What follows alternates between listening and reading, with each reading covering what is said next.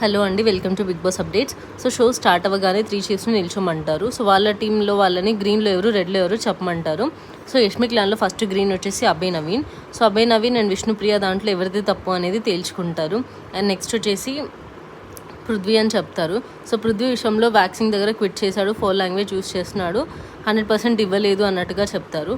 And next Yashmi రెడ్లో ప్రేరణను పెడుతుంది. So నువ్వు కూడా సంచాలకుగా సరిగ్గా చేయలేదు కదా అన్న పాయింట్లో సీత మణికంఠ ఇష్యూలో ఎవరిది రాంగ్, నువ్వు దగ్గరగా ఉంటే ఇస్తా అన్నావు కదా అని అది వీడియో చూపించి కన్ఫర్మ్ చేసుకుంటారు, నువ్వే ఇలా రాంగ్ చేసావు కదా అని చెప్పి.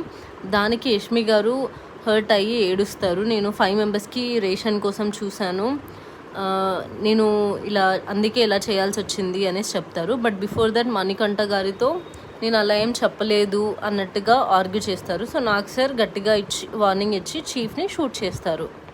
నాగ్ సార్ వచ్చి శేఖర్ భాష గారికి ఒక హెల్దీ బేబీ బాయ్ పుడతారని చెప్తారు. సో శేఖర్ భాష గారు చాలా ఎమోషనల్ అవుతారు.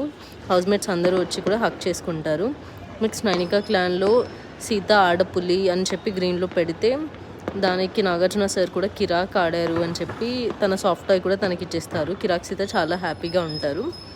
నెక్స్ట్ ఆదిత్య ఓం గారిని పిలిచి మీకు ఏమైనా ప్రాబ్లం ఉంటే మీరు మీ చీఫ్తోనే మాట్లాడుకోవాలి కదా అని చెప్పేసి అంటారు. ఏజ్ గ్యాప్ వల్ల అని చెప్పి ఆదిత్య ఓం గారు అంటే ఏజ్ వల్లనే మాట్లాడాలి కదా అన్నట్టుగా చెప్తారు.